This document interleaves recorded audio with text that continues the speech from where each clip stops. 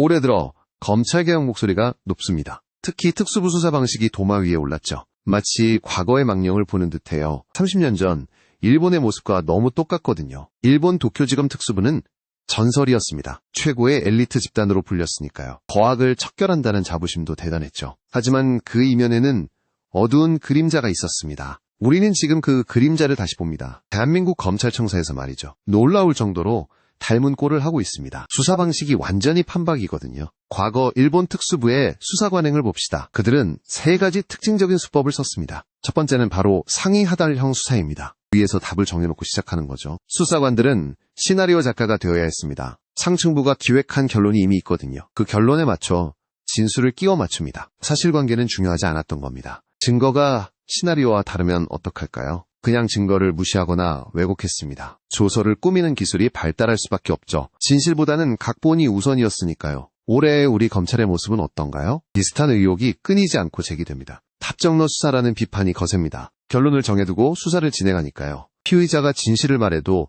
소용없습니다. 수사관이 원하는 대답이 아니면 적지 않죠. 조서에는 각본에 맞는 말만 남습니다. 이게 바로 상위 하달식 수사의 폐해입니다. 두 번째 특징은 악인 중심형 수사입니다. 특정 인물을 악마로 만드는 작업이죠. 범죄 사실보다 사람이 먼저 타깃이 됩니다. 일단 찍히면 빠져나갈 구멍이 없어요. 90년대 일본 검찰은 거물을 노렸습니다. 유력 정치인이나 관료를 지목하죠. 그리고 주변 인물들을 먼지 털듯 텁니다. 목표물이 쓰러질 때까지 멈추지 않아요. 주변인들은 엄청난 압박을 받게 됩니다. 자신이 살기 위해선 진술을 해야죠. 검찰이 원하는 대로 악인을 묘사합니다. 그렇게 가공된 악인이 탄생하는 겁니다. 이 과정에서 스토리가 만들어집니다. 뻔한 권선징악의 구조를 갖추게 되죠. 대중은 이런 스토리에 쉽게 열광합니다. 검찰은 그 점을 아주 잘 이용했고요. 지금 우리 사회도 별반 다르지 않아요. 특정 인물을 겨냥한 수사가 많습니다. 그 사람을 사회적으로 매장시키려 하죠. 주변인들까지 고통받는 일이 허다합니다. 별건 수사가 일상처럼 이루어집니다. 원래 혐의가 안 나오면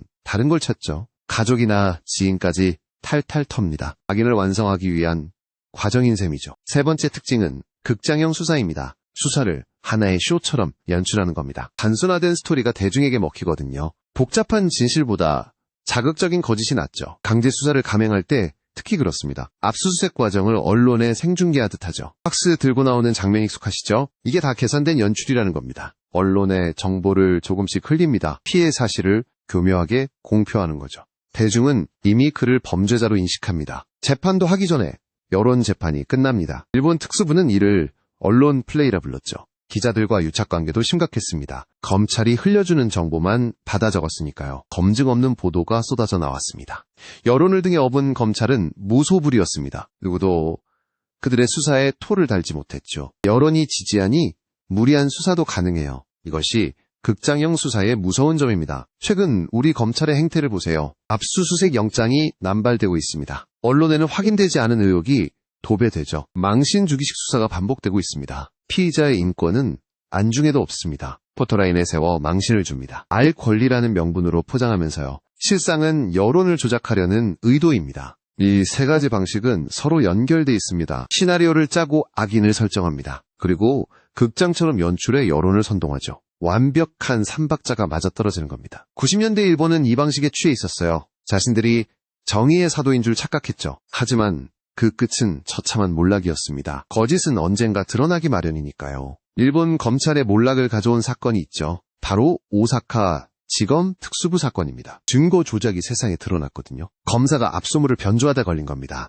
시나리오에 증거가 안 맞았던 모양입니다. 그래서 플로피 디스크 날짜를 고쳤죠. 이 사실이 밝혀지자 일본은 충격에 빠졌죠. 신뢰받던 특수부의 민낯이 드러난 겁니다. 무리한 시나리오 수사의 말로였습니다. 결론을 정해놓으니 무리수를 둔 거죠. 이 사건으로 특수부는 해체 위기까지 갔죠. 검찰의 권위는 바닥으로 추락했습니다. 지금 우리는 이 역사를 기억해야 합니다. 2026년의 대한민국 검찰을 보면서요. 과거의 잘못된 관행이 반복되고 있으니까요. 역사는 그대로 반복된다는 말이 무섭네요. 검찰은 공익의 대표자여야 합니다. 하지만 지금은 권력의 시녀처럼 보이죠. 혹은 스스로 권력이 되려 하거나요. 수사권이 무기로 변질된 느낌입니다. 상이하달식 수사는 조직을 병들게 합니다. 일선 검사들의 양심을 마비시키니까요. 위에서 시키는 대로 조서를 꾸밉니다. 진실을 외면하는데 익숙해지는 거죠. 악인 중심형 수사는 사회를 분열시킵니다. 특정 진영을 공격하는 도구가 되거든요. 법의 형평성이 무너지는 순간입니다. 국민은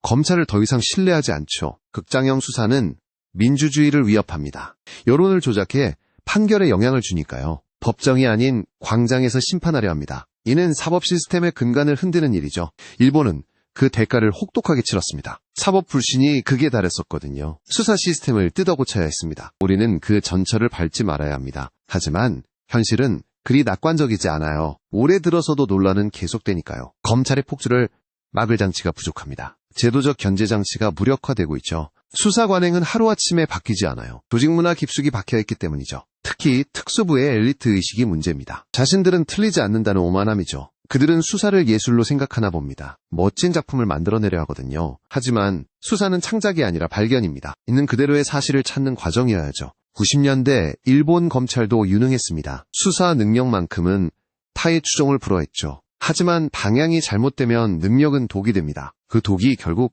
자신들을 죽였습니다. 우리 검찰도 능력은 출중합니다. 세계적으로도 우수한 인재들이 모였죠. 문제는 그 능력을 어디에 쓰느냐입니다. 시나리오 쓰는데 낭비하고 있진 않나요? 법조계 안팎에서도 우려가 큽니다. 무리한 기소가 늘어나고 있다는 거죠. 재판에서 무죄가 나와도 상관없습니다. 이미 여론재판으로 목적을 달성했으니까요. 이건 수사가 아니라 정치행위입니다. 검찰권을 이용해 정치를 하는 셈이죠. 검찰 파쇼라는 말이 나오는 이유입니다. 통제받지 않는 권력은 반드시 부패합니다. 시민들의 감시가 어느 때보다 필요해요. 화려한 언론 플레이에 속지 말아야죠. 이면에 숨겨진 의도를 꿰뚫어 봐야 합니다. 보여주는 쇼에 현혹되면 안 됩니다. 과거 일본의 사례는 훌륭한 교과서입니다. 어떻게 조직이 망가지는지 보여주니까요. 우리는 그 교과서를 펴놓고 공부해야 해요. 같은 실수를 반복하지 않기 위해서요. 검찰 내부의 자성도 절실합니다. 젊은 검사들은 회의감을 느낀다고 해요. 위에서 시키는 조작 수사에 지친 거죠. 조직 내부에서 변화가 시작돼야 합니다.